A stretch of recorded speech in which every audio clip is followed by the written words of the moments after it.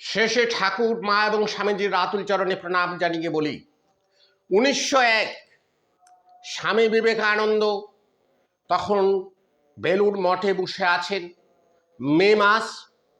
মে মাস থেকে তার মনে একটা চিন্তা এলো যে এই বছর বেলুড় মঠে মা দুর্গার মহামায়ার পূজা করব। এই করে আস্তে আস্তে রাখালে, যার নাম রাখাল, তিনি এখন ব্রহ্মানন্দজি, প্রেমানন্দজি, তার সেই সব ত্যাগী সন্তানরা ঠাকুরের যারা, তারা একে একে দিকপাল হয়ে উঠেছে। তাদের মধ্যে আস্তে আস্তে আলোচনা হতে আরম্ভ করলো। আলোচনা হতে হতে সেটা বাস্তবায়িত হচ্ছে ঠিক 10 দিন আগে পূজার। একবারে স্বামীজি ঘোষণা করলেন সমস্ত গুরু ভাইদের কাছে, তার নিজের শিষ্য আছে শরৎ মহারাজ, অনেকেই তার শিষ্য, তাদের কাছে সবকে বলল যে দুর্গা পূজা করব। কিন্তু কি করে সম্ভব মহারাজ, স্বামীজিটা কি করে সম্ভব, আর 10 দিন আছে? বললো, আরে জগৎ মাতা যদি স্বয়ং চায় তাহলে কেন হবে না।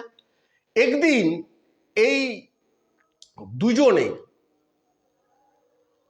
স্বামী বিবেকানন্দ এবং ব্রহ্মানন্দ, দুজনেই ভোরবেলায় স্বপ্ন দেখছে যে দক্ষিণেশ্বরের গঙ্গা পেরিয়ে মা নিজে হেঁটে হেঁটে আসছেন এই বেলুড়ের দিকে। মা মানে মা শারদা, তিনিই জগদম্বা, তিনিই জগজ্জননী। তারপর যে দুর্গা পূজা হলো, বরাহনগরে থাকেন মা, সেখানে স্বামীজি গেলেন, সেখানে অনুমতি নিলেন যে মা আমরা দুর্গা পূজা করবো, তুমি অনুমতি না দিলে তো হবে না।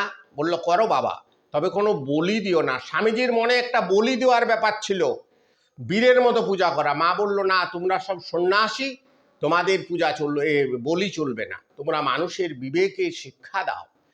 তারপর বললো, ঠিক আছে মা, তাই হবে, আর বলি হবে না। তারপরে মাকে আনলেন, মৃন্ময়ী আর ছিন্ময়ী সাক্ষাৎ মা এলেন। সে কি উলুধ্বনি শঙ্করধ্বনি, সাদা কাপড় বিছিয়ে দিল স্বামীজি। তারপরে 4 দিন মায়ের চরণে একবারে গীতাঞ্জলি পুঁতে স্বামীজি মনমতো করে পূজা দিলেন। আর এধারে মৃন্ময়ী মায়ের পূজা হলো, নরনারায়ণের সেবা হলো। গোটা কলকাতার অধিকাংশ মানুষ এখানে পাত পেড়ে পেট ভরে খেয়ে গেল। অচ্যুত করে রেখেছিল যারা এই রামকৃষ্ণ মিশনকে, ঠাকুর চলে যাওয়ার পরে তারা একে একে সবাই এসে প্রাণ খোলা মায়ের, একবারে সাক্ষাৎ জননীর পদতলে এসে দাঁড়ালো। এই হলো মা জগজ্জননী, মা শারদা, তিনি জ্যান্ত দুর্গা। নমস্কার সবাই।